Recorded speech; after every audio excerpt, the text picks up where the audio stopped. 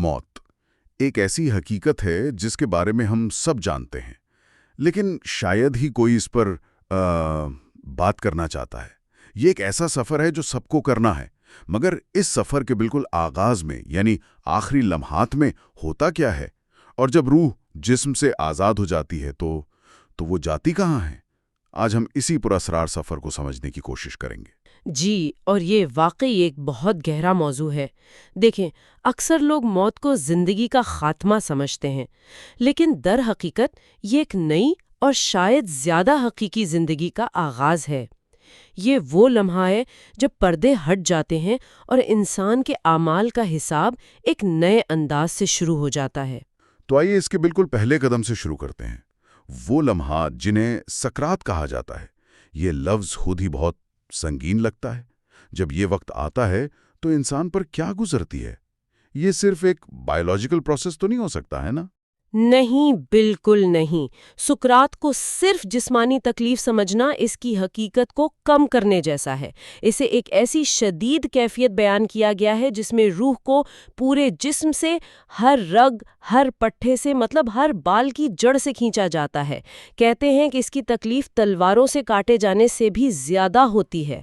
اللہ اکبر! جی، یہ ایک وجودی تبدیلی کا لمحہ ہے۔ جسمانی دنیا سے رشتہ ٹوٹ رہا ہوتا ہے اور روحانی دنیا سے جڑ رہا ہوتا ہے، اور اس دوران کچھ واضح جسمانی تبدیلیاں بھی ہوتی ہیں۔ اچھا، جیسے کہ جسم کا ٹھنڈا پڑنا یا رنگ کا بدل جانا؟ جی بالکل، اکثر مرنے والے کا رنگ مٹی جیسا ہو جاتا ہے، جو اس بات کی علامت ہے کہ جسم اپنی اصل کی طرف لوٹ رہا ہے۔ ہونٹ خشک ہونے لگتے ہیں، زبان میں لکنت آ جاتی ہے اور جسم کا ٹیمپریچر گرنے لگتا ہے۔ یہ شروعات عموماً پاؤں سے ہوتی ہے اور پھر یہ ٹھنڈک آہستہ آہستہ اوپر کی طرف آتی ہے۔ اور یہ بھی سنا ہے کہ انسان اپنے ارد گرد موجود لوگوں کو سن تو رہا ہوتا ہے لیکن جواب نہیں دے پاتا۔ جی بالکل، وہ سب کچھ سن رہا ہوتا ہے، سمجھ رہا ہوتا ہے، لیکن جواب دینے کی سکت وہ ختم ہو چکی ہوتی ہے۔ یہ تصور ہی بہت خوفناک ہے۔ اور ایک چیز جو ہمیشہ ذہن میں آتی ہے وہ مرتے وقت آنکھوں کا کھلا رہ جانا۔ اکثر ایسا ہوتا ہے، اس کی کیا وجہ بیان کی جاتی ہے؟ یہ ایک بہت گہرا نکتہ ہے۔ اس کی وجہ یہ بتائی جاتی ہے کہ جب روح جسم سے نکل رہی ہوتی ہے تو مرنے والے کی نظریں وہ اپنی ہی روح کا پیچھا کرتی ہیں۔ وہ ایک ایسے منظر کا گواہ بن رہا ہوتا ہے جسے زندہ انسان، مطلب ہم لوگ، اپنی آنکھوں سے نہیں دیکھ سکتے۔ اس کے سامنے موت کا فرشتہ آ جاتا ہے۔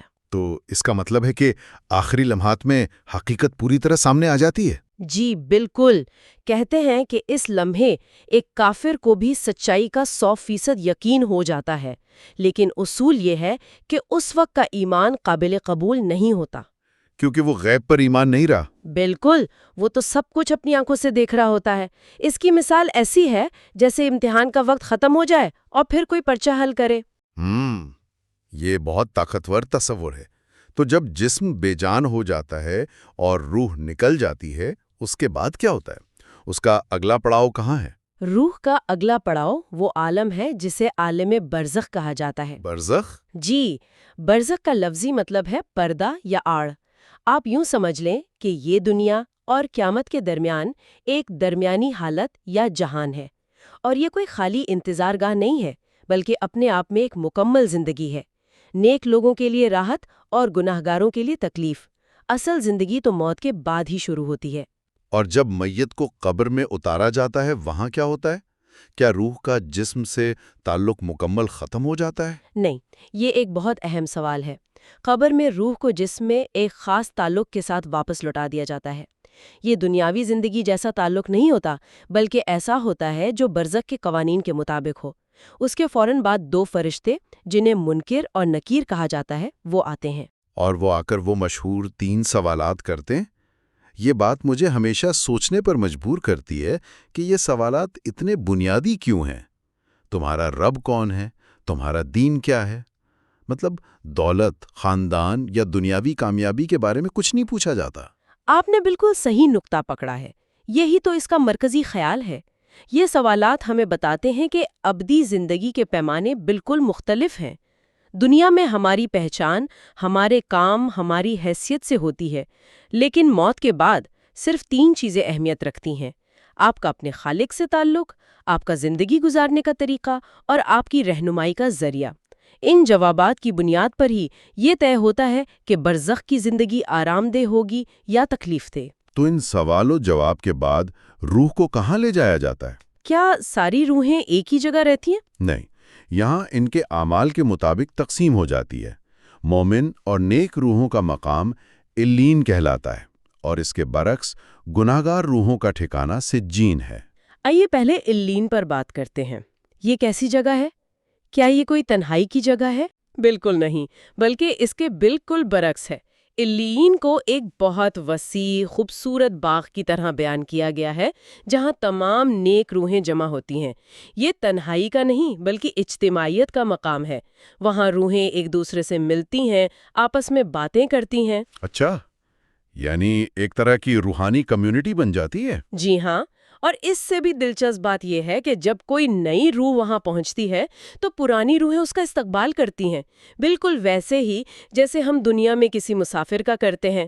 وہ اس سے اپنے ان رشتہ داروں کا حال پوچھتی ہیں جنہیں وہ دنیا میں چھوڑ کر آئی تھیں۔ اور اگر کوئی عزیز وہاں نہ پہنچے تو اگر نئی آنے والی روح بتائے کہ آپ کا فلاں رشتہ دار تو انتقال کر چکا تھا لیکن وہ یہاں نہیں ہے، تو باقی روحیں افسوس کے ساتھ سمجھ جاتی ہیں کہ اسے دوسرے مقام یعنی سجین میں بھیج دیا گیا ہے۔ یعنی سجین ایک قیدگاہ کی طرح ہے؟ جی بالکل، وہ گناہگار روحوں کی قیدگاہ ہے جہاں ان پر سزا کا سلسلہ شروع ہو جاتا ہے۔ تو کیا اس کا مطلب یہ ہے کہ علیون میں روحیں اپنے ان پیاروں سے بھی مل سکتی ہیں جو ان سے پہلے انتقال کر گئے تھے؟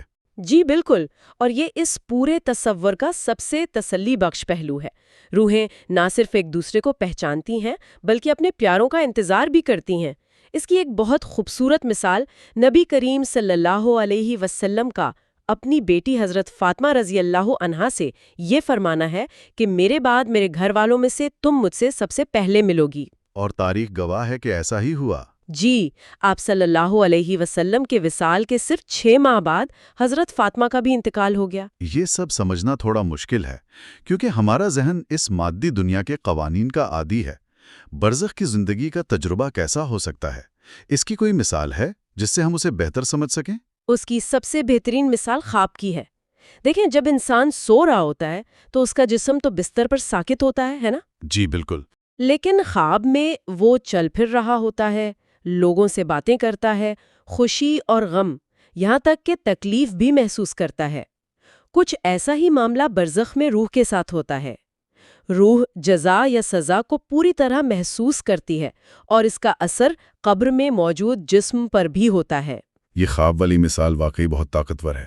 کبھی کبھی تو خواب اتنے حقیقی لگتے ہیں کہ جاگنے کے بعد بھی ان کا اثر رہتا ہے۔ بالکل، اسی طرح برزخ میں روح پر جو گزرتی ہے اس کے اثرات قبر میں جسم پر بھی ہوتے ہیں۔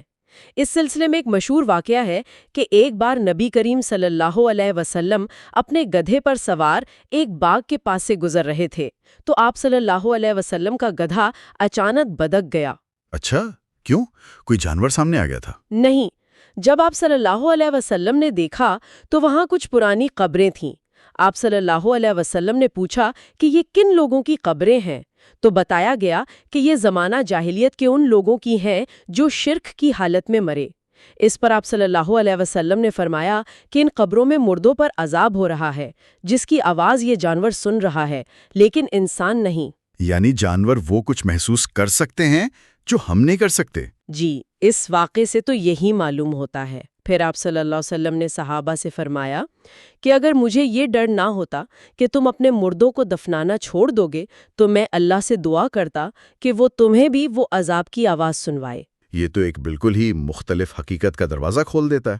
تو اس کا مطلب ہے کہ موت کے بعد ہمارا وجود باقی رہتا ہے، محسوس کرتا ہے، لیکن کیا اس دنیا والوں سے اپنے زندہ عزیزوں سے کوئی تعلق باقی رہتا ہے؟ جی، تعلق باقی رہتا ہے، اور یہ بہت گہرا تعلق ہے۔